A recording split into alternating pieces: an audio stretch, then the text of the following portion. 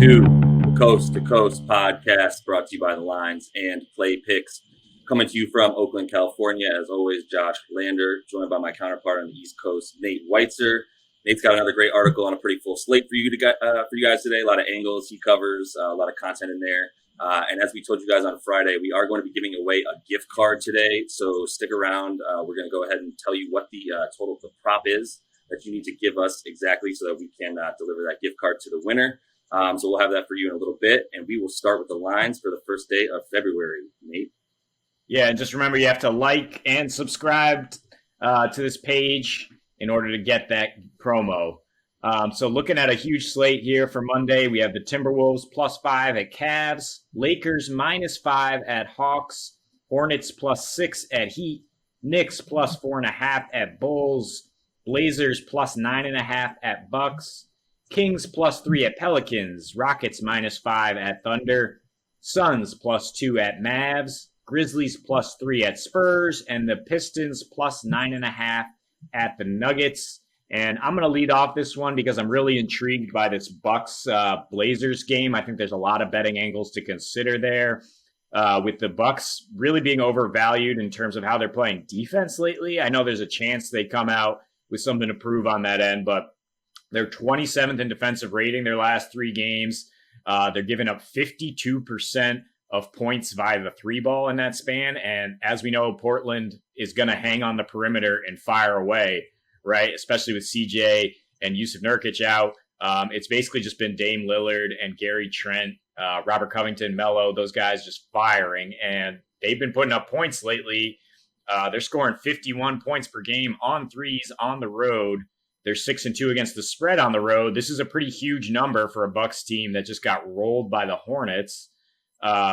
So I do like the Blazers to cover a double-digit spread, and I think you get intriguing odds if you parlay that with the over, considering how both these teams have struggled defensively.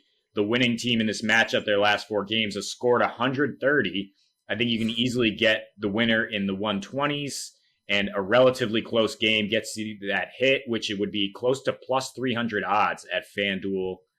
And the other angle I like is just the Bucks, not on the spread, but on the player performance. Just Giannis to score 30 in a win, and that gets you +130. Pretty simple there. I mean, Portland can't stop on anyone on the interior, and Giannis is likely to score 30 in this game. Yeah, you've got a lot of stuff here that points me to a very specific angle within this game, right? In terms of you really think that the Bucks are going to probably pull it out, and Giannis is going to have a huge game against a horrible defensive team, and you know that Portland is like to cover a giant spread, where Milwaukee's been very shaky on the road, as you said, and giving up a ton of points. Nothing to add there. That's all money, as they say. I'll move us on to the next game, Nate, and that is the Kings taking on the Pellies. Another bunch of things we really, really like here. I'm going to start with mostly just the points. If you look at the Pellies in their last 7, that's when things have really started to turn around for them in terms of flipping the switch from going from being a defensive-minded team to an offensive-minded team, picking up the pace. They've skyrocketed up to about 4th in the league in points per game with 118. Their defensive rating has plummeted to the 3rd worst, giving up the 3rd most points per game to their opponent. And really a lot of Zion has been unleashed a little bit more. He's increased his usage rate a lot. I know last game it was up to about 35.5 in a nice, even though it was a loss that they had. And he's averaging a couple more minutes per game, and gotten his points up to about 27. That leads me to just to talk about for a second his prop, his points, rebounds, assists right now is over. I'm taking the over 36.5 on that, which you can find on DraftKings. And I'll take a sec to say, as we mentioned, this is where we are going to offer the prop for the gift card. If you guess Zion's points, rebounds, and assists exactly, we'll go ahead and send you that gift card. Make sure you are that you like this video and are subscribed to this page, so we can go ahead and get the winner of that. But put that in the comments of today's video. That is Zion's points, rebounds, and assists exactly, and we'll send the winner a gift card to your liking. You mean the total points, rebounds, assists, Josh, or the specific line?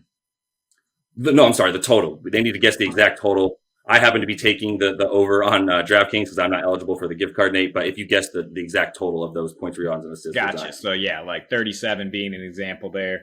And just to look at something there, DraftKings has his points at 24.5. I mean, we know he's a pure scorer, and that's a lot of value. I've seen it at other books around 26 today. So if you are a DraftKings Sportsbook member, definitely look at putting some pesos there. And as we all know, we love the over in any Kings game. They don't stop anyone, and the Pelicans have really ramped it up lately, as you mentioned. Another game that I think there's some very intriguing angles here is the Rockets at the Thunder. Victor Oladipo's revenge angle. The Rockets just still being undervalued. I think they're a top 10 team in the NBA, Josh. I think they're better than, say, the Dallas Mavericks, for example, with their roster as currently constructed. I mean, they have 5 elite shot creators. They have excellent defenders, excellent role players, and that defensive rating is coming through. In their last 6 games, they're the best defensive team by at least 3 points per possession in the entire NBA. They've handled bad teams. They're 7-2 against teams with losing records. OKC is just 3-7 against teams with winning records. OKC is the 3rd worst offense at home, and they're 2-5 against the spread at home. I like the Rockets just covering this relatively small 4.5 point spread. And where available, I like them to win the second half. They're second in points per game allowed in the second half. I think they can kind of clamp down on a young OKC team and pull away that way. Yeah, it's interesting because this team gives heavy vibes of last year's Thunder team, where you have an addition by subtraction, right? Your team loses its superstar, and then it takes off in all the other ways that these players weren't allowed to shine. But, while James Harden was around, controlling the pace, playing incredible defense, as you mentioned. I'm not sure why this spread is still so small. It seems like a lot of respect for the Thunder. And I think if you're going to continue to get small spreads with a team that is at the very least in the top 15 in the league, as you mentioned, you like them top 10. I'm happy to take that. Feel very comfortable with the Rockets game there. I'm going to move on to another game where I don't necessarily love talking about the total here in the Hawks and Lakers game, Nate. But there's a lot of interesting stuff going on there. Recently I felt really good about essentially fading the public perception of the Hawks, right? And how much they are a bad defensive team and a good offensive team. Not the case.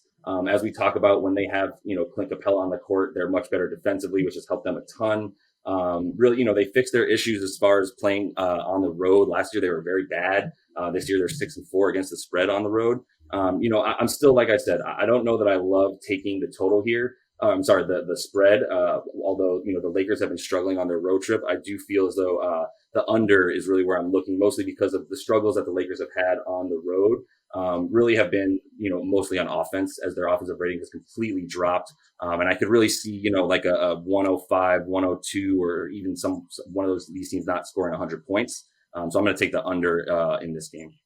Well, then it sounds like you are confident that the Hawks will cover if you're looking at a grind it out down the stretch. I mean, yeah, the Lakers, the key thing to watch here is they're absolutely exhausted, right? This is the 7th game of a road trip for them. They haven't covered in any of the previous 6. They're slowing it down to a crawl, so that is why you might like the under. And the Hawks, they've been playing great defense with Clint Capella in there. They can match up with the Lakers' size. I do like the Hawks and under parlay for extra juice. I would play around with just getting the Hawks at plus 5.5 or teasing it up with something else. I think they're definitely going to keep it close. We've seen them turn up against good opponents and test the Nets twice. So why not, test the Lakers tonight? With it. Yeah, a couple quick hits. I won't go into too much depth about Detroit and Denver, but I will say that I'm eyeing over 218 in that game. I do like Denver to potentially win just because of how good they are against on back-to-backs in the second leg. They're about 10-4 in their last 14 there. So that's something to consider, but definitely the over 218 Denver and Detroit, something that I like. Yep, and also a really intriguing DFS slate to consider. As we mentioned, that Blazers-Bucks game has a 235-point total. I will definitely be trying to stack that.